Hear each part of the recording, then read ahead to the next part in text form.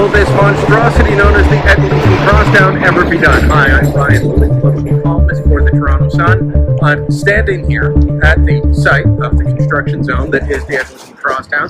You can see it behind me, and if I lift up, yeah, that goes on for a long, long way. If I flip the camera around, it goes on even further.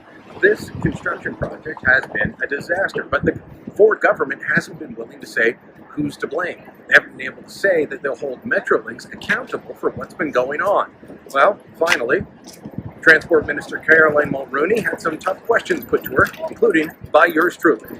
Wanted to ask you about the reports, the push to have Phil Verster's contract extended, and what I'm told is a pay raise that would take his base salary and bonuses north of $1 million. Given the problems at Metrolinx, do you think extending the contract and this raise are appropriate? Well, let me just say that Mr. Verster was hired by the province back in 2017. And when we came to government, we talked about building transit, and the Premier unveiled in 2019 the most ambitious transit expansion plan in North America, and effectively doubling Mr. Verster's mandate. And that's why we increased his salary when we did. We have a lot of work that we still need to do. Today is an important announcement moving forward with the RFQ on the advanced tunneling for the Yonge North Subway extension. And so we look forward to continuing to work with Mr. Verster so we can deliver on this important work that we need to deliver on for the people of Toronto. When it comes to the problems on the Crosstown specifically, you've been reluctant to say what's at stake here. In our system of government, ministers are accountable and responsible. So can you tell us whether it's Metrolinx that's the problem? Is it Crosslinx? Is it a combination? Or if you won't say either of that, is it simply you and your ministry that is at the heart of this problem, because ultimately you are responsible?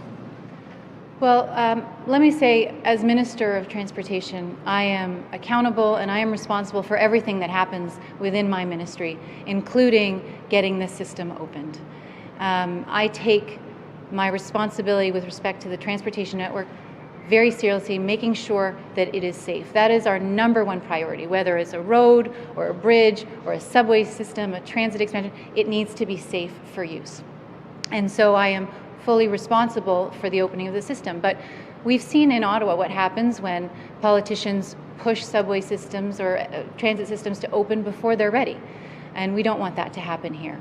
So we are working closely with Metrolinx to get CTS, who's delivering the project for us, to provide a credible schedule so that we can then let the people of Ontario know when we'll be able to open the system.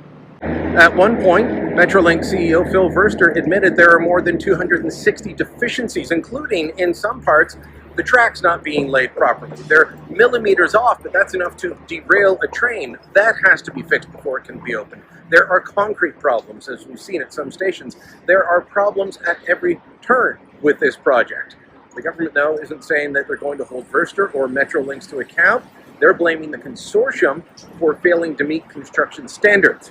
As for when this will open, the government still won't say, but sources tell the Sun it won't be until 2024 at the earliest.